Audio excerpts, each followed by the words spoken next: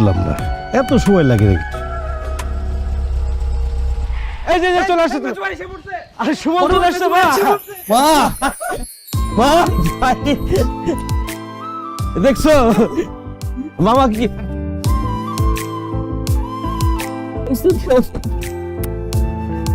ভাই আইসো বাবা তুমি কই শুকিয়ে গেছি? শুকিয়ে গেছো তুমি? ভাই কেমন আছো ভাইয়া? কি রে?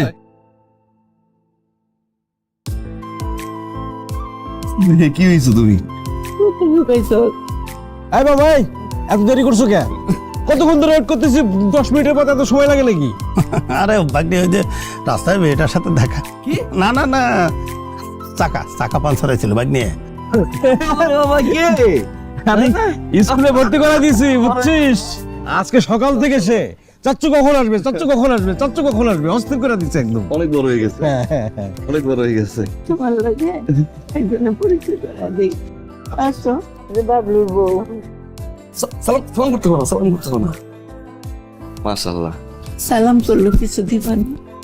আমা মাত্র তো আসলো, পরে দিবে না। মা এটা পড়াই নাও। আসো বউ। চুপ যা ঠিক করে এই যে মাশাআল্লাহ মাশাআল্লাহ। পছন্দ হয়েছে? অনেক সুন্দর ভাইয়া। রাগ করবো না, আমার জন্য আছে এইগুলা, আর তোমার ছোট ভাইয়ের বউর জন্য একটা স্বর্ণের চেন আর এত বড় একটা পোটলা আনছে। আল্লাহ জানে পোটলাটার ভিতরে কি কি আছে। তো তোমার জন্য কি পুটলা আনে নাই বড়? দিছে আমার, এই যে দেখছি না চিকন একটা স্বর্ণের চেন, আর তোমার ছোট ভাইয়ের বউর জন্য যে আনছে মোটা দেখা স্বর্ণের চেন। হ্যাঁ আমি বুঝতে পারছি, আমার ভাইয়ের বউয়ের জন্য। তুমি সালাম মুন্সির পোলা একটু দিয়াও।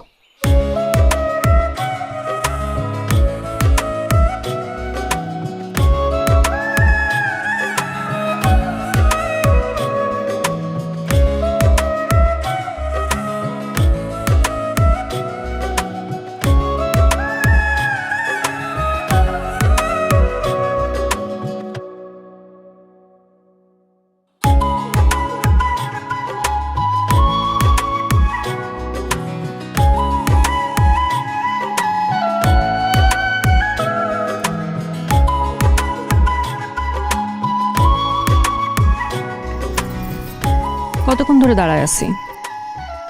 কতক্ষণ? পুরো 10 জীবন। আমাকে অপেক্ষা করানোর অভ্যাসটা তোমার গেল না। অপেক্ষা সুন্দর যদি সেখানে ভালোবাসা থাকে। পৃথিবীর কোনো একটা জায়গায় আমার জন্য কে একজন অপেক্ষা করছে, সুন্দর না? এত ভালোবাসা থাকলে পরের বাড়িতে এখন ফালায় রাখতাম। এই পরের বাড়িতে করে রাখছি, তোমার বাপের বাড়ি রাখছি না? কিন্তু বাপের বাড়ি, আমার নিজের বাড়ি তো না। আমার বাড়িতে আমাকে কবে নিবা? ধৈর্য ধৈর্য ধৈর্য। দেখি ধৈর্য ধরতে ধরতে বুড়া হয়ে যাব। যাও, তাও তো আমার।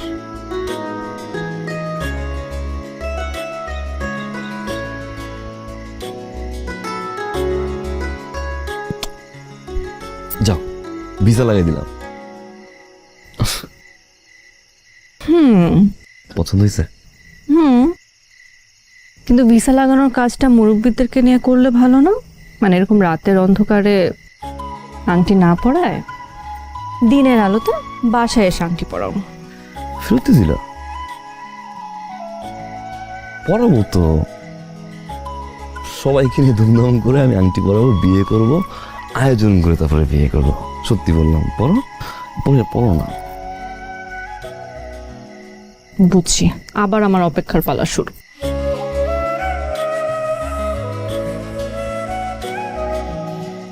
কার জন্য আসছি আমি?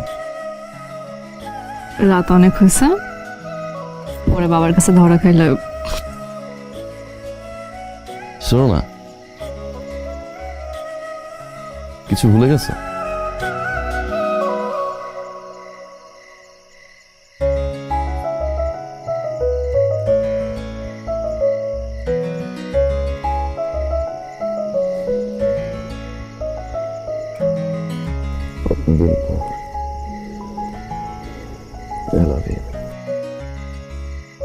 বলো।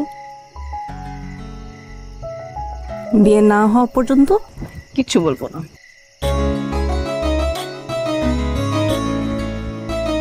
ঠিক হলো না।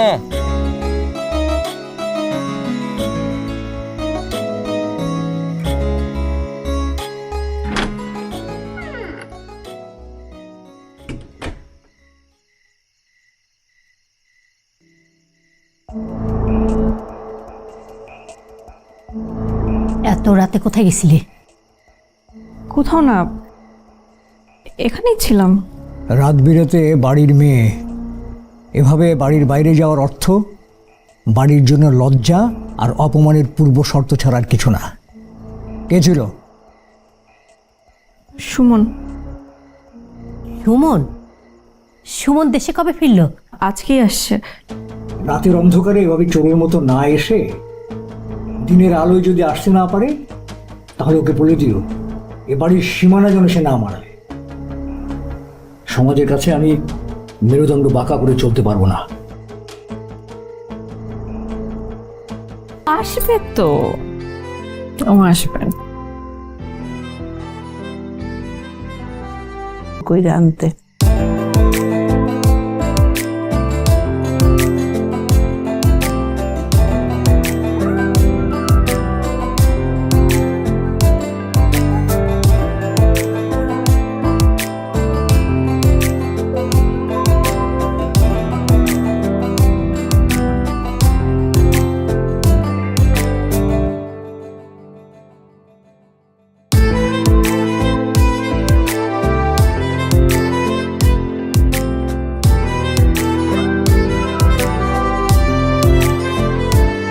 অ্যাকাউন্টে তো টাকা নাই, আমার অ্যাকাউন্ট তো খালি। টাকা কোথায় পাবো আমি? তোমার অ্যাকাউন্টে আমি সব টাকা দিয়ে রাখলাম ভাইয়া। তুই যে টাকা দিছিস সেটা তো আর আমি অস্বীকার করিনি। অস্বীকার করছি? বুঝতে পারছি, মানে তুই হিসাব চাইতেছিস, তাই তো? এটা আগে কইতিস। ধর তুই বাড়ি করার জন্য টাকা দিছিস, তা বাড়ি কি করি না আমি? দেখতেছিস না বাড়ি করছি না? বাড়ির কাজ তো 8 লাখ। ওর চাকরির জন্য ছিল 5 লাখ টাকা। 5 লাখ টাকা ছিল কন্ট্রাক্ট। মিতুর ভাইয়ের সাথে যে কন্ট্রাক্ট ছিল 5 লাখ টাকা, কিন্তু প্রার্থী বেশি থাকায় সেখানে আরো 3 লাখ টাকা বেশি লাগছে। তো সেই টাকাটা তার দিতে হবে না? আমি কি ওই মুহূর্তে তার সেখান থেকে ব্যাক চলে আসবো? টাকা আমি ম্যানেজ করে দিয়ে দিছি। চাকরির পরে বাবলুর বিয়ে দিলাম। বিয়েতে কি তুমি তো লালপুরি, জীবন্ত চলন্ত দুরন্ত লালপুরি।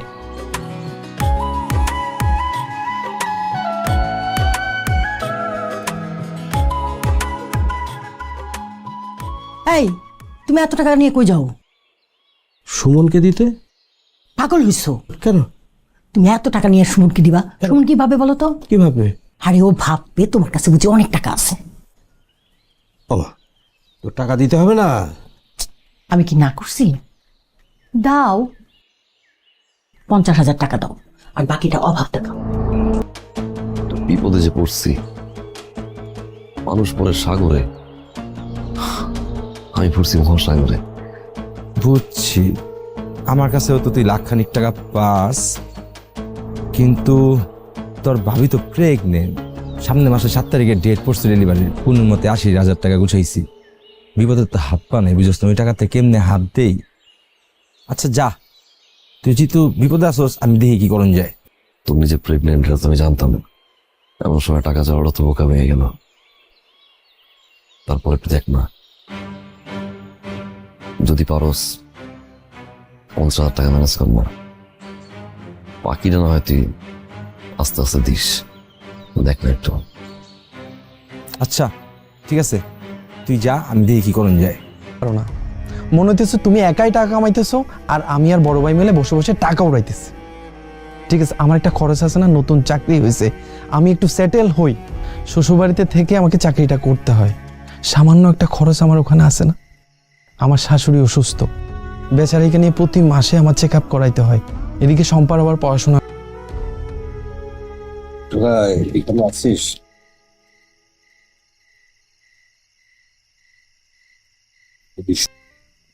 বউয়ের পিছনে খরচ করিস।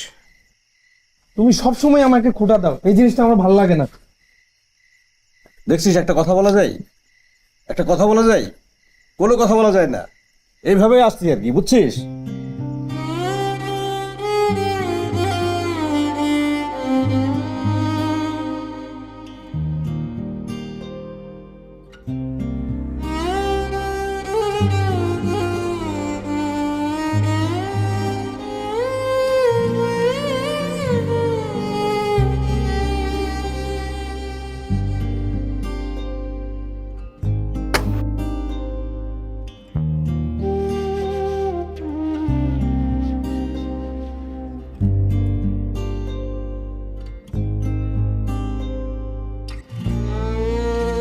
হয়েছে? তোমাকে এতবার কল দিচ্ছি, তুমি ফোন ধরো না কিসের জন্য? তোমার ফোন কই থাকে?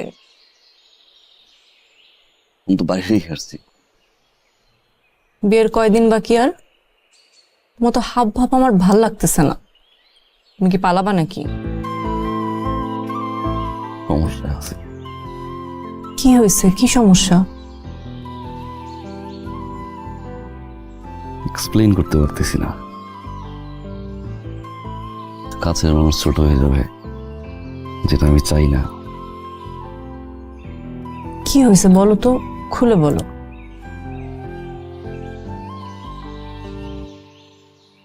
সবকিছু খুলে বলা যায়? আমাকে বলা যায়, বলো না কি হয়েছে। আমি কিছু করতে পারি?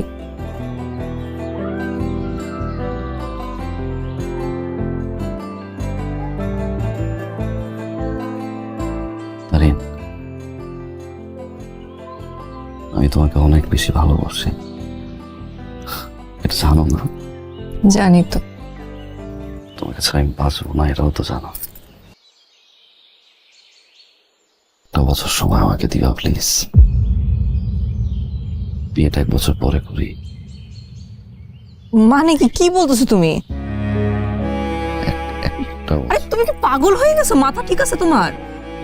আংটি পরায় ফেলছো, সমাজে সবাই জানে, পরিবারের সবাইকে বলা শেষ, বাসায় কি বলবো আমি? আর কেন, কি হয়েছেটা কি? একটা মেয়ে মানুষ আমি, তুমি বুঝো একটা মেয়ে মানুষের জন্য কত কত ডিফিকাল্ট এসব। 4টা বছর কি যুদ্ধটা করে আমি এই বিয়েটা ঠেকায় রাখছি। বয়স হয়ে যাচ্ছে আমার। তোমার কোনো আইডিয়া আছে কিসের মধ্যে দিয়ে আমার যাইতে হয়েছে? কত ফাইট করতে হয়েছে আব্বার সাথে। শোনো না, এবার তোমার ছুটি কম, তুমি জানো। 1 বছর পরে আমার 6 মাসের ছুটি দেবে। বিয়ের পরে যদি 6টা মাস একসাথে থাকতে না পারি, আমি তো থাকতে পারবো না গিয়ে। তাহলে বিয়েটা করেই বিয়ের রাতেই তুমি দরকার হলে চলে যাও। 1 বছর না, তুমি আরো 4 বছর থাইকা তারপর তুমি আইসো, আমার কোনো সমস্যা নেই, কিন্তু তুমি বিয়ে কইরা তারপর যাবা। আচ্ছা হইছে, শুনো তারিন।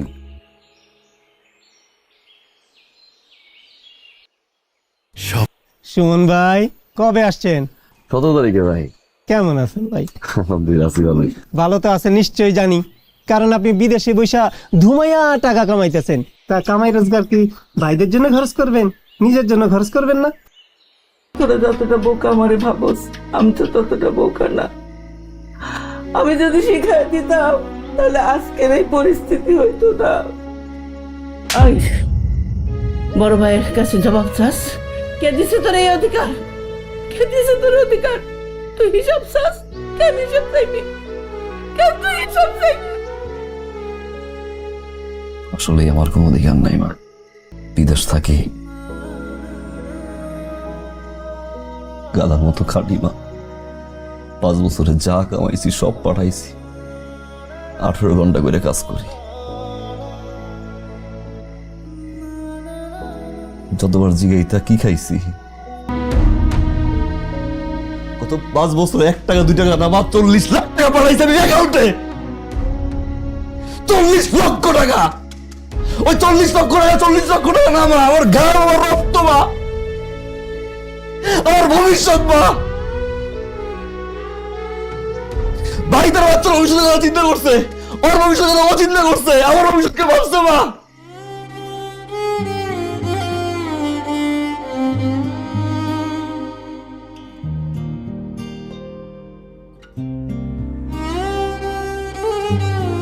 একটা বছর আমাকে সময় দেন, আমি কথা দিচ্ছি এটা আমার শেষ অনুরোধ। এরপরে আমি আর সময় নিব না, আমার উপর বিশ্বাসটা রাখে। তোমার প্রতি আমার বিশ্বাস আস্থা কোনো কালেই ছিল না, তবু আমার মেয়েটার ইচ্ছা আর ভালোবাসার মূল্য দিতে গিয়ে আমি রাজি হয়েছিলাম। আমার মেয়েটা 4 বছর ধরে তোমার জন্য অপেক্ষা করেছে, আর তুমি আজকে এই কথা বলছো? তুমি কি জানো, একজন বাবার পবিত্র দায়িত্ব হচ্ছে তার মেয়েকে সৎ পাত্রে পাত্রস্থ করা। একজন বাবা হিসেবে তুমি আমার সেই দায়িত্ব পালন করতে দিলে না, সে সুযোগটা তুমি আমাকে দিলে না। আমার মেয়ে তোমার জন্য আর অপেক্ষা করবে না।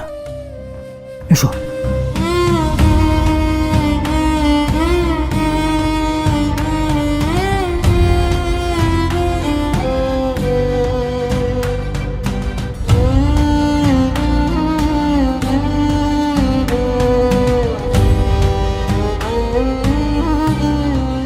বাবা অপেক্ষা করতে পারবে না, তুমি বিয়ে করতে পারবা না, আর আমি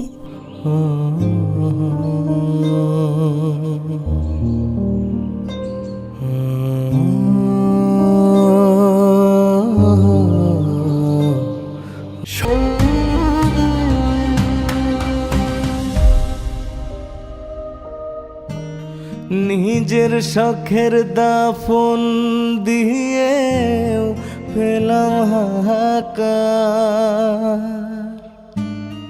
আমায় ছাড়াই যাচ্ছে কেটে মায়ারে সংসার। পাজর ভরা দুঃখে আমার জীবনটা ছারখার, আপন মানুষ নিল কেড়ে বাঁচার অধিকার।